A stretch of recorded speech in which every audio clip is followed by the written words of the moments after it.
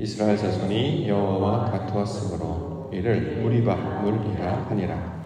여호와께서 그들 중에서 그 거룩함을 나타내셨더라. 아멘. 민수기 20장 1절부터 13절까지 본문입니다. 여호와께서 그 거룩함을 나타내셨다. 여호와께서 그 거룩함을 나타내셨다 라는 말씀의 제목입니다. 13절에 나와 있습니다. 13절 말씀 보시면 이스라엘 자손이 여호와와 다투었으므로 이를 무리바 물이라 하니라. 여호와께서 그들 중에서 그 거룩함을 나타내셨더라. 자, 거룩함을 나타내셨다라는 말씀을 주고 있기 때문에 우리가 이 말씀 붙잡고자 합니다. 자, 거룩이라는 개념을 우리가 이제 이해할 수 있는 단어나 개념으로 살펴보면 구별된다의 의미를 가지고 있습니다. 구별되다. 하나님이 피조물과 구별된다라는 뜻이죠. 이거를 우리말로 이제 차원이 다르다, 수준이 다르다라는 말로도 우리가 이제 받아서 이해하고 있습니다. 신학에서는 이 구별됨을 전지전능하시는 분, 또 스스로 존재하시는 자존하시는 분, 모든 것에 편재하시는 분, 변함이 없으시고 불변하신 분, 영원하신 분들의 내용들로 정리하고 있기도 합니다. 자, 하나님이 그 거룩함을 나타내셨다라고 하는 것은 하나님이 가지고 계시는 그 독특한 구별됨을 이 세상 가운데 나타내시고 또 특별히 하나님의 일을 베푸셨음을 의미하는 말로 우리가 이해할 수 있을 것입니다. 실제로 성경에 이제 창세기로부터 모든 성경의 내용들을 쭉 살펴보면 다 하나님에 관한 이야기이잖아요. 하나님께서 어떤 일들을 하셨어요. 그런데 그 일들마다 다 특별했죠. 독특해요. 원래 하던 방식, 사람들이 알고 있는 방식이 아니라 하나님의 방식으로 모든 일들을 하셨습니다. 예를 들어서 이스라엘 백성들 구원하시는 것이라든가 또 모든 과정을 통해서 하나님의 은혜와 사랑을 베푸신 일. 자, 이것이 일상적으로 이제 우리가 이제 그 역사로 보면 당시에 중동 지방이나 그리스 로마의 신화나 어떤 신화에 등장하는 그런 신들과는 완전히 차원이 다른 모양들로 역사하신 분이 바로 하나님이시다라고 이야기합니다. 그 하나님의 독특한 구별됨을 이제 우리말로 거룩함이다. 자, 이렇게 우리가 이해할 수 있을 것입니다. 오늘 본문도 바로 그런 내용들을 우리 가운데 소개하고 있는데요.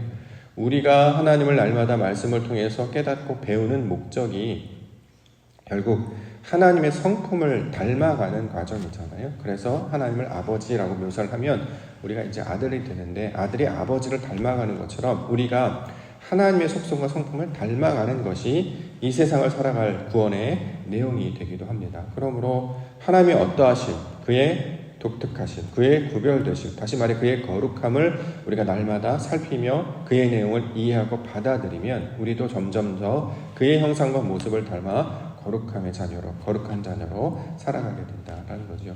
실제로 이스라엘 백성들을 구원하셔서 인도해 내심으로 내가 거룩하니 너희도 거룩할지어다라고 말씀을 주고 있기도 합니다. 그렇기 때문에 우리가 이제 거룩해진다라고 하는 것은 우리 스스로 또는 우리가 알고 있는 지식과 경험이 아니라 하나님의 그 거룩함을 닮아가는 과정으로 우리가 이해할 수 있을 것입니다. 그래서 오늘 본문에서 하나님께서 그 거룩함을 나타내셨다. 그러면 그 거룩함의 내용이 무엇인지를 보고 우리도 그의 형상을 닮은 자로 살아가게 하옵소서. 이렇게 간구하며 기도 가운데 나아가는 시간이 되기를 원합니다. 자, 오늘 본문에서 여호와의 영광이 나타나셨다 이렇게 소개하고 있는데요. 5절과 6절로 보겠습니다. 5절과 6절 너희가 어찌하여 우리를 애굽에서 나오게 하여 이 나쁜 곳으로 인도하였느냐. 이곳에는 파종할 곳이 없고 무화과도 없고 포도도 없고 석류도 없고 마실 물도 없도다. 모세와 아론이 회중 앞을 떠나 회막문에 이르러 엎드림에 여호와의 영광이 그들에게 나타났다. 자, 지금 이스라엘 백성들이 이제 신의 광야를 지나서 새로운 곳 신광야라는 곳으로 도착을 했습니다. 자, 새로운 곳이잖아요. 당연히 원래 있었던 건 없겠죠. 처음 보는 것들이겠고 또 그들이 항상 준비해서 갖추고 온 것이 아니라 하나님이 보여주시는 것을 우리가 받아 누리게 되기 때문에 본인들이 이제 기대했던 바들은 그 땅에서는 찾을 수 없었습니다. 대표적인 것이 물이었습니다. 마실 물이 없다. 더 나아가 파종할 것도 없다. 아직 가나안 땅에 들어가지 않았는데 그 광야에서 물도 없고 파종할 땅도 없고 우리가 이제 정탐꾼들을 통해서 보았던 그 달콤한 열매들 과일들, 무화과, 포도, 석류 이런 것들이 없다라고 지금 이제 불평하고 있다라는 거죠. 가만히 보면 이제 이스라엘 백성들은 신기하게도 하나도 달라지지 않았습니다. 이게 신광야에서만 이런 게 아니라 예전에 시내 광야에 있었을 때도 똑같았죠. 그때도 물이 없다, 먹을 것이 없다, 여전히 원망하고 불평하는 자들이었습니다.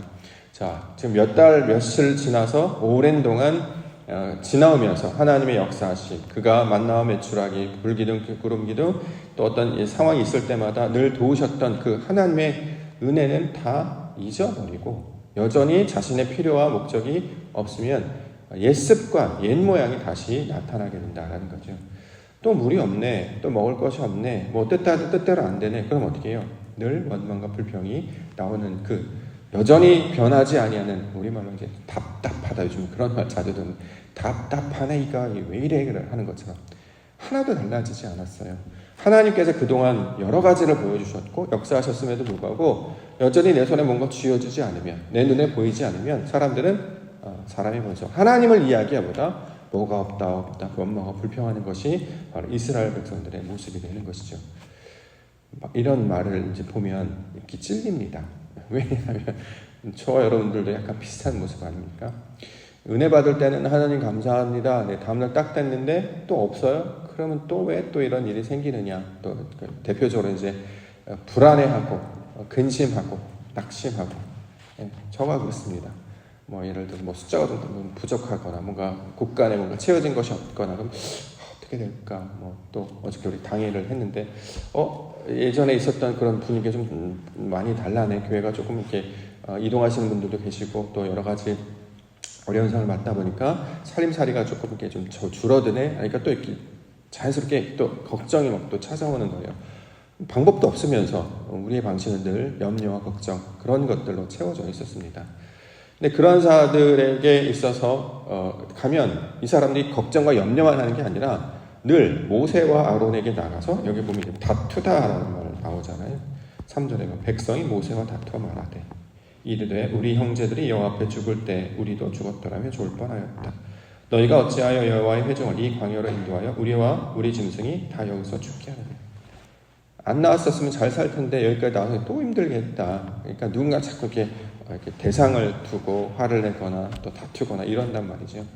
사람들끼리도 이런 내용을 보면 답답하다라는 생각이 드는데, 하나님의 입장에서 본다고 하면 그렇게 이야기하고 그렇게 보여주고 증거를 냈음에도 불구하고 달라지지 않은 백성들을 보면 우리 생각으로 얼마나 답답해 하실까. 그런데 놀랍게도 오늘 모세와 아론이 여호와의 회막에 나아가서 그 앞에 나아갔더니 우리 하나님께서 나타나시고 그들에게 말씀하셨다라고 지금 이야기하고 있는 것입니다. 6절에 모세와 아론이 회중 앞을 떠나 회막문에 이르러 엎드리며 여호와의 영광이 그들에게 나타나며, 멀리하지 않으시고 우리를 늘 가까이 하시고 문제가 생기거나 어떤 일이 생기시면 늘 우리를 찾아오셔서 만나주시는 분. 예를 들어서 뭐 세상에서도 이제 보통 이제 주일날 정도 되면 이제 저녁 되면 되게 좀 피곤하시지 않으십니까? 저 뭐 한 주 시작하는 입장인데도 이상하게 주일 저녁 되면 이렇게 막 피곤해 갑자기 확 몰려와요. 그럴 때면 이제 좀 쉬고 싶다 이런 생각이 좀 드는데, 이제 그때 되면 꼭 이제 우리 아이가 놀아줘 이랬단 말이죠. 뭘 해줘. 또 저녁이 되면 또 주일 저녁이기 때문에 뭐 여러 가지 분리수거를 해야 되는 날이기도 하고 이제 정리도 좀 해야 돼. 그런 거고 집안에 여전히 쌓여 있는 일들이 이제 감당하게 되면 몸이 많이 피곤하니까 좀 쉬고 싶다. 나중에 이런 생각이 든단 말이죠. 그럼 좀 나중에 할게. 그만. 다음에 할게. 이렇게 하는 게 사실 본성적인데, 오늘 본문에 따르면 우리 하나님은 더 심각한 상황에도 불구하고 찾아오시고 만나주시고 그들의 음성을 들어주실 뿐만 아니라 말씀하여 이르셨다까지 이야기합니다. 7절에 보면 여호와께서 모세에게 말씀하여 이르시되, 그래서 그 찾아오셔서 그 문제가 무엇인지를 들어주시고 또 그것들을 해결하기 위해서 우리 찾으시는, 한 번도 우리를 마다하지 않으시고 한 번도 멀리하지 않으시고 가까이 하시는 하나님을 소개하고 있습니다. 자, 그러므로 이게 하나님의 거룩함이 된단 말이죠.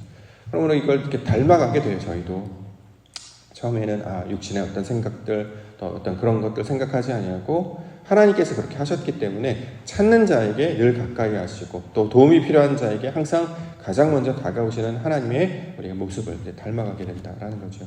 우리 하나님은 내가 그렇게 해줬는데 아직도 정신을 못 차렸니? 아직도 생각이 없니? 아직도 똑같니? 이렇게 하지 않으시고 항상 만나주셨습니다. 저는 이것이 또 하나의 복음이 된다라고 생각합니다. 사실 오늘도 우리가 함께 모이는 것은 하나님, 우리가 똑같습니다. 여전히 나의 생각과 습관 가운데 있지만 하나님, 우리가 뭔가 부족하다고 이야기하면, 그래서 주님 앞에 나아가면 우리 하나님 만나주시는 분인 줄 믿습니다. 우리 가운데 찾아오셔서 풀리지 아니하는 것들, 여전히 내 손에 쥐어지지 않는 것들, 아직도 차고 채워있는 어떤 생각들, 어떤 근심들, 염려들, 이런 것들 주님께서 우리를 만나주셔서 새롭게 해주시옵소서라고 나아갈 때 우리 하나님 이스라엘 백성들에게 나타나서 모세와 아론을 만나주신 것처럼 저와 여러분들도 지금 만나주실 줄 믿습니다. 7절과 8절 여호와께서 모세에게 말씀하여 이르시되 지팡이를 가지고 내 형 아론과 함께 회중을 모으고 그들의 목전에서 너희는 반석에게 명령하여 물을 내라 하라. 내가 그 반석이 물을 내게 하여 회중과 그들의 짐승에게 마시게 할지니라. 그 예전에 했었던 것처럼 시내 광야에서 있었던 것처럼 그때도 물이 없을 때 물을 마시게 하셨던 것처럼 여전히 동일한 모습으로 우리 주님께서는 그들의 목마름, 그들의 갈증을 해결하시기 위해서 반석에서 물을 내시는 분으로 소개하고 있습니다.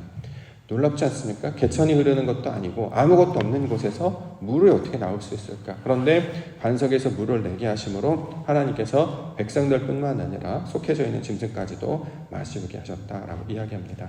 자, 우리가 이제 간단하게 적용을 하면 우리의 필요를 채우고 은혜를 베풀어 주시는 분으로 우리가 이해할 수 있겠죠. 우리의 심령이 메말라 있고 여전히 우리는 갈급합니다. 하나님의 도움과 은혜를 우리가 구하며 나아갈 때 우리 하나님께서는 그런 상황이 되지 않을 것 같은데 예상하지 못했던 그런 상황 가운데서도 반석에서 물을 내시는 것처럼 우리의 심령도 하나님이 공급하시는 그 말씀으로 은혜로 채우셔서 우리의 갈급한 심령들을 채워주실 줄 믿습니다. 그러므로 우리가 간구하며 기도 가운데 나아간다는 거죠. 이 반석에서 물을 낸다는 표현을 보면 이 기사를 읽을 때마다 늘 생각나는 게 있어요. 뭐냐면 우리나라 물이 맑다라는 이야기도 많이 들어지잖아요. 그래서 우리나라는 물이 좋아서 다른 나라와 다르다. 그래서 이제 중국이나 일본 같은 데는 차 문화가 발달되어 있는데 왜 그들이 차를 마시고 찬물을 먹지 않느냐? 우리는 찬물을 원래 좋아하기도 하고 일부러 찬물을 먹기도 하죠. 근데 이제 중국이나 일본 같은 경우는 찬물 좋아하지 않고 미지근하거나 대부분 이제 차를 좋아하는데 그 이유가 뭐냐면 물에 불순물들이 많이 섞여 있다고 해요. 석회질 같이. 유럽에만 그런 줄 알았더니 유럽뿐만 아니라 중국도 이 석회질에서 나오는 물이기 때문에 그냥 마시면 배탈이 나기 때문에 항상 끓여 먹고 맛이 없으니까 거기다 이제 차를 넣어서 차 문화가 발달했다고 합니다. 일본은 이제 화산지대이기 때문에 이제 탄산 그런 광물질이 많이 섞여 있다는 거죠. 근데 우리는 그럼 왜 물이 좋은가? 그렇죠?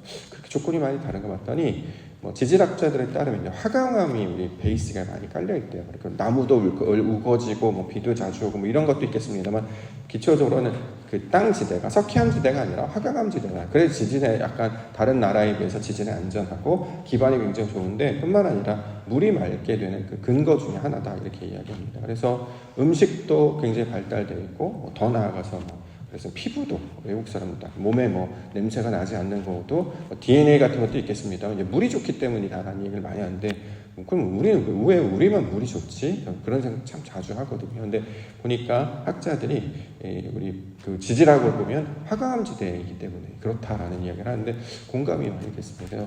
반석에서 물을 내신다라는 소식을 들으면 우리나라도 그 은혜를 받는 땅이었구나라는 생각이 참 들어서 우리 굳이 이제 끓여 먹지 않아도 지금도 그렇습니다만 그냥 물을 마셔도 되고 흐르는 물에 간단하게 야채라든가 이런 거 씻어서 먹기만 해도 상관이 없잖아요. 건강에 이상이 없단 말이죠. 근데 외국은 그렇게 하지 못하기 때문에 주로 이제 기름에 볶거나 다른 방식으로 이제 가열을 하지 않으면 몸에 이제 안 좋기 때문에 그렇다라고 하는 이야기를 들었을 때 자. 깨끗한 물을 마실 수 있는 게 얼마나 큰 은혜와 복인가라는 생각을 합니다. 자, 이런 물을 마실 때 좋은 물, 깨끗한 물을 마실 때 사람이 건강해지는 것처럼 단순히 이제 어떤 그런 건강적인 측면이 아니라 우리에게 필요한 것들을 하나님을 공급하시고 채우시는 반석에서 물을 내시는 분 이야기를 들을 때마다 항상 그 생각이 나게 됩니다.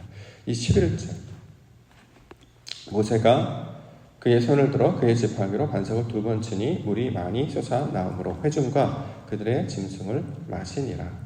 자, 물을 마시우다라는 개념을 우리가 이제 어떻게 이해하면 좋은지를 나중에 사도 바울이 증거하고 있습니다.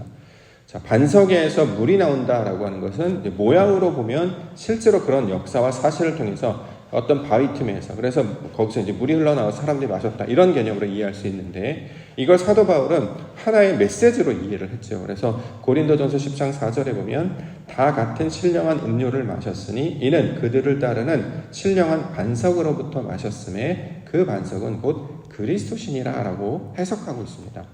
예수님께서 말씀을 받으셨을 때, 율법을 받으셨을 때 그걸 하나님의 뜻으로 이제 의미를 해석해서 우리에게 번역해서 들려주시고 그 똑같은 모습을 살아내심으로 하나님의 말씀이 우리 가운데 어떻게 움직이는지를 보여주셨는데, 사도 바울도 그 그리스도 예수의 가르침을 따라서 구약의 사건들을 해석해서 들려줬단 말이죠.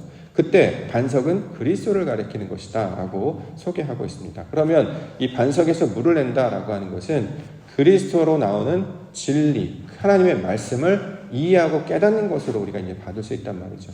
그럼 우리 가운데 적용을 해보면 이렇게 육신의 어떤 갈증이나 목마름을 해결하는 문제로 이해할 수 있으나 본질적인 것은 이게 무슨 뜻인지를 모르는 상황이라는 거잖아요. 물이 없다라고 하는 것은 말씀이 없는 상태와 똑같아서 우리 가운데 어떤 현상이 벌어지는데 이게 왜 이런 일이 일어나는지 모르겠어요. 나에게 왜 이런 일이 일어나는지, 세상은 왜 이렇게 돌아가고 내 주변에 왜 이렇게 일어나는지. 어저께 예를 들면 당일 때 하는데 장로님들 살림살이가 다시 피폐해지고 팍팍해집니다. 사람들이 이제 여러 가지 이제 이동이라든가 이사라든가 직업의 발령 때문에 성도님들 이동이 있어서 이런 조금 더 줄어들고 매매들이 작아집니다. 우리 어떻게 하면 좋을까 이렇게 걱정하게 되잖아요. 이런 일이 왜 일어나는지 우리는 이해하거나 해석할 수가 있단 말이죠. 그냥 어려워지는 것인가? 다시 힘들어지는 것인가? 그냥 걱정과 근심만 할지 어떤 대안이나 대책을 우리가 생각할 수 없단 말이죠. 그렇기 때문에 하나님의 뜻이 무엇인지 모르는 상태가 되었으므로 그 뜻이 알지 못한 상태, 이걸 이제 갈증이나 목마름으로 생각한단 말이죠. 그런데 그 반석에 물을 내셨다는 것은 그 안에 담겨져 있는 하나님의 속뜻이 무엇인지를 우리로 깨우쳐 알게 하셨다. 이게 바로 하나님이 하시는 어떤 하나님의 역사 가운데 나타나는 그 과정 중에 있는 것이구나를 알게 하는 것으로 설명하고 있는 것입니다.